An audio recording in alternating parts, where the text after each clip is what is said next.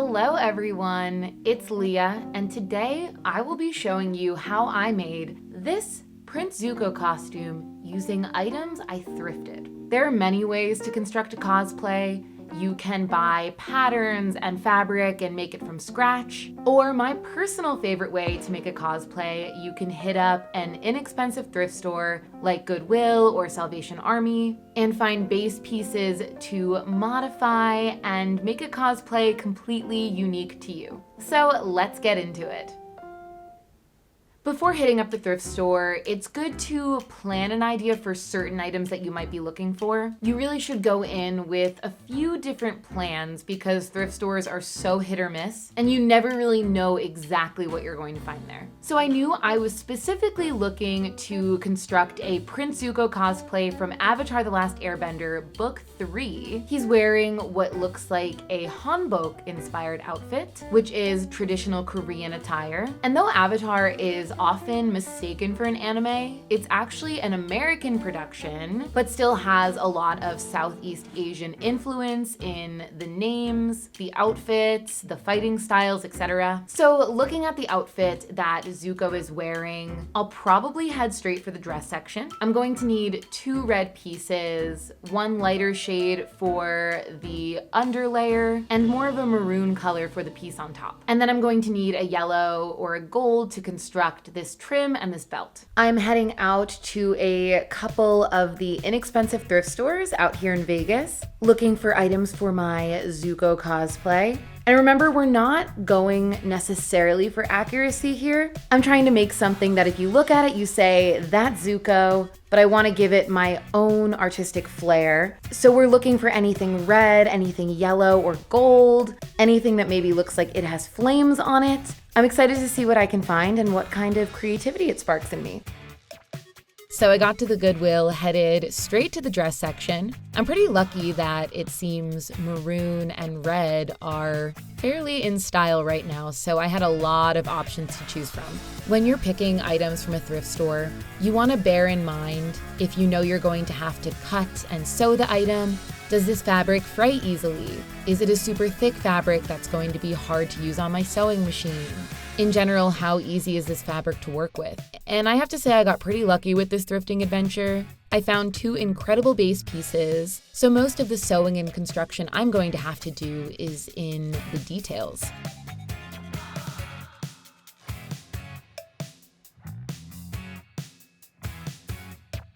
So I just had probably the most successful cosplay thrifting experience of my life. I had blocked off an entire afternoon. I was going to drive to all of the cheap thrift stores around Vegas, find the perfect items to craft my Zuko cosplay with. And I found everything I needed at the first store within like 5 minutes, no joke. And it's closer than I could have possibly ever imagined. Every piece I found definitely has some modifications, but as a base, everything I found is pretty much perfect. So I walk into this thrift store and the first thing I found is the item you see me wearing right now, this red jumpsuit. I'm walking through the dresses and then I come across this dress, which I thought was a perfect color for the top layer of Zuko's outfit. And I realized that if I just put it on backwards, oh, and added this gold scarf that I found in the scarf section, we're already pretty good right now. Like if I needed to go out and be Zuko today, I just did it. I don't have to do a single thing to this costume for people to know who I am. But because that isn't the case, and I don't have to go out and be Zuko today, I'm so excited to make modifications to this incredible base outfit that I found thrifting today.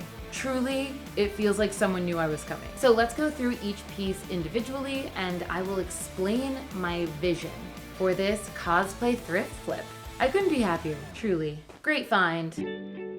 Starting with this red jumpsuit as the base. First of all, it's extremely comfortable. I could easily see myself going to a convention dressed in this. The material is very durable, so I know it will hold up. If I was wearing this as an outfit, not as a cosplay, it is like a little bit too big on me. But for this cosplay, it fits perfectly, so I don't have to do anything with the actual body of the jumpsuit. And really the only modifications I need to make, I want to sew this down so that it doesn't open up. So it'll just like lay nicely closed and flush like that. I would like to hem the bottom into more gaucho style pants. I've got these black boots that I think are a cosplay staple and everyone should have something similar, but I want to make sure they're getting seen, these plain black boots. And I definitely don't think that Zuko's outfit went all the way down. Even if it did, I don't care. I'm hemming mine. So they'll be like mid-calf length.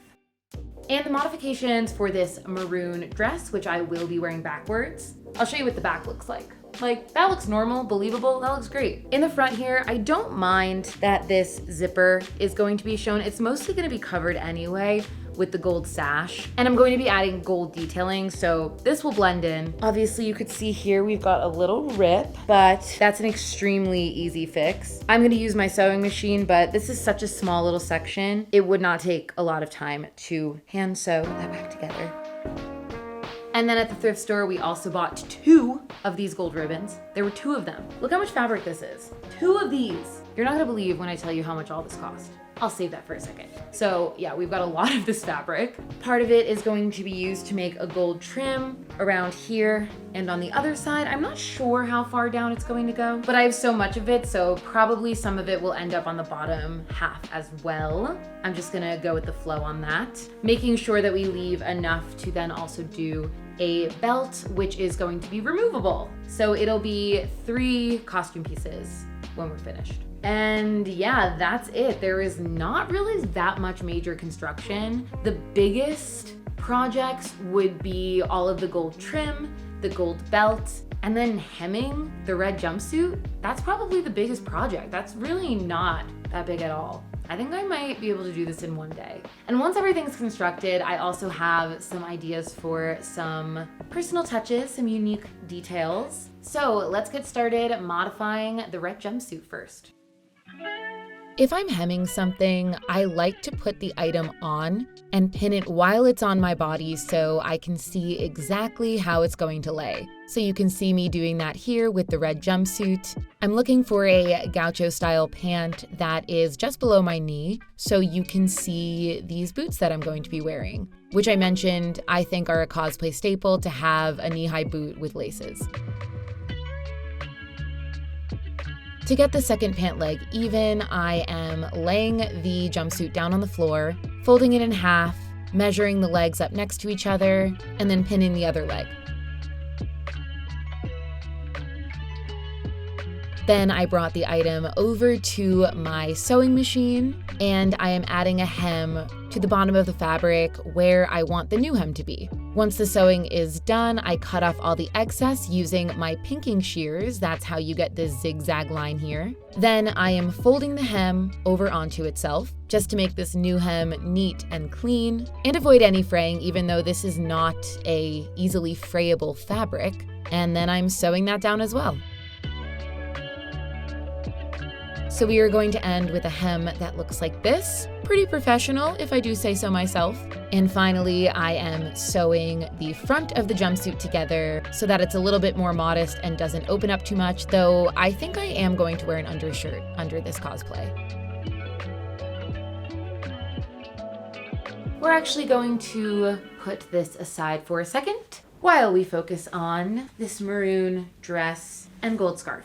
Yesterday, I stitched up the hole in the front here, and now I'm going to figure out how I'm going to use this scarf to add a gold trim. So I have a basic idea where I want to make strips, sort of like that thin that I have folded over, sew up a bunch of these strips, and then add the strips as a trim around the outside here. So it would just be like maybe 1/2 inch wide all the way around, and then all the way down the front as well. I don't have exact measurements. I don't have a strong plan, but I'm very good at making thin strips. It's basically like making a strap for a tank top. So let's get cutting on these straps. So I folded the strip in half inside out. I think I measured 1.75 inches. So with seam allowance in mind, when I turn these straps right side out, they will be about 1.5 inches wide. And later I will show you an easy way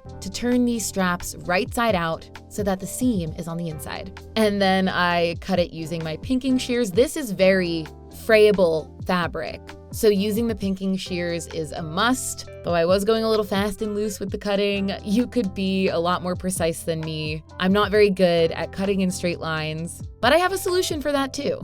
The first strap was a little easier to cut because I was using the end seam of the scarf, but the second time around, I definitely did not cut a straight line, as you can see here. So I used my measuring tape and chalk, and I measured the 1.75 inches so that when I brought my strap over to the sewing machine, I could use the chalk lines as a guide for my stitch and then cut off all of the excess fabric afterwards. Not a great method if you're not trying to waste fabric, but I'm doing my best here.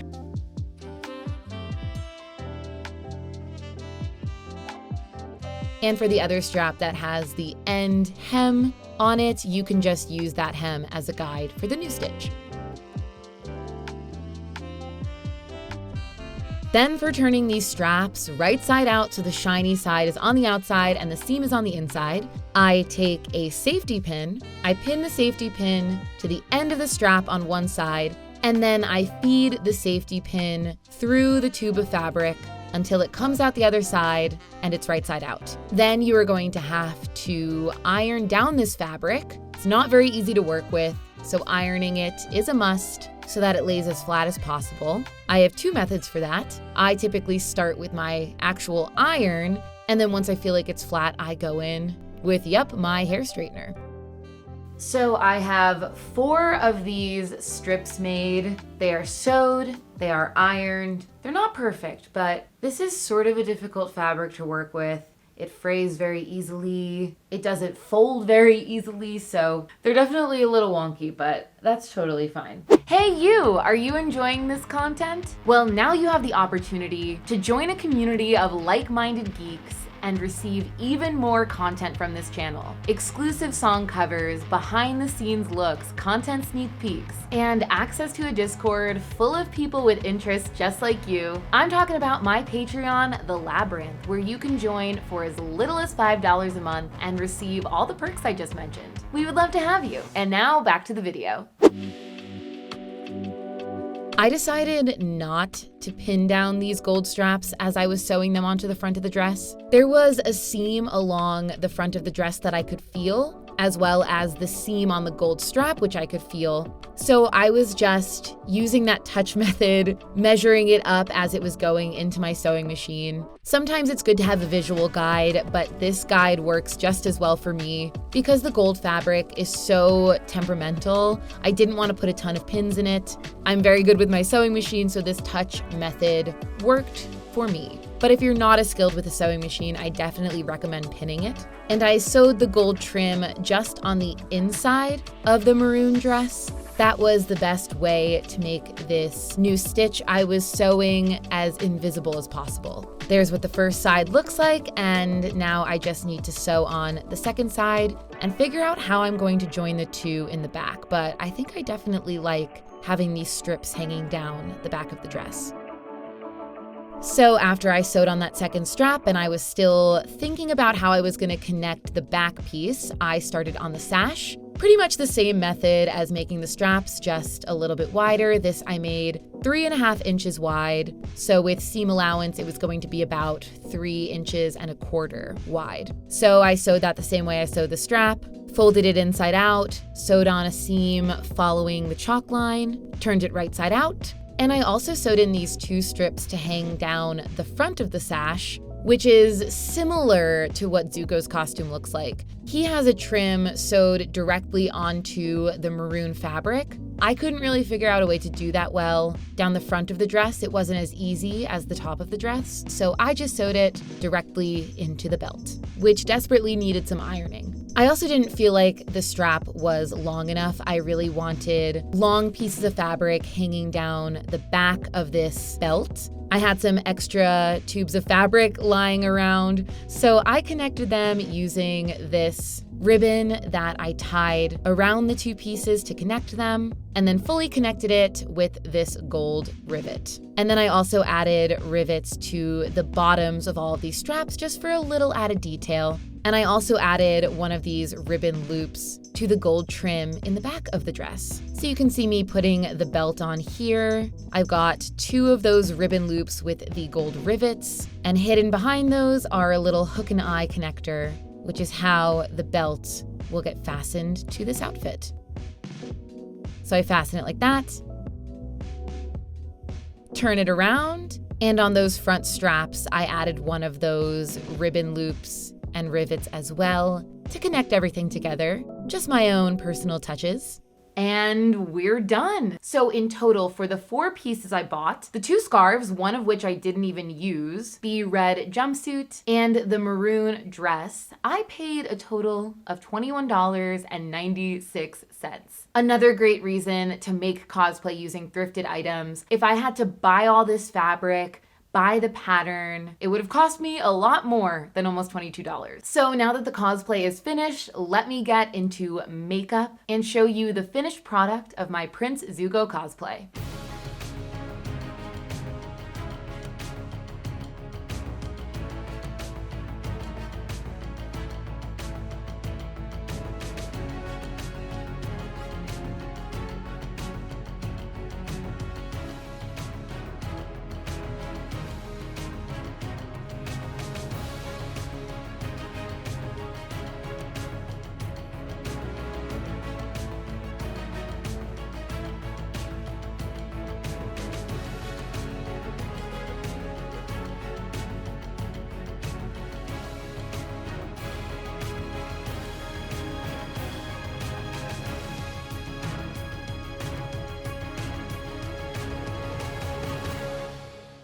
This was an extremely successful cosplay thrift flip. The cosplay gods were absolutely on my side this week. I can promise you it's not always this easy, but I love constructing cosplay out of thrifted items. Really helps get my creative juices flowing to help me make something fully unique to me. If you enjoyed this cosplay thrift flip, comment down below what character you want to see me find next. And don't forget to subscribe to the channel, turn on notification, and join the geeks over on Patreon for even more content like exclusive song covers and behind the scenes looks. We would love to have you. And thank you to my platinum tier patrons, Dale, Brett Morosky, Lars Baker, and Yutaka Tamanaha. I appreciate your support. My name is Leah, and I'll see you soon. Peace out. Let it go. 얼어붙어 like whoa. 띵하고 어지러워. I see. 한여름에도 난 겨울. Yeah, girl, cold blood. Yeah, 너와 있을 때 I swear. 제가 먼저 zero 폭설한 게 chill day. 꿈에도 I wasn't aware. 나만 빼고 넌 모두에게 참 친절해. 배신감이 들어 다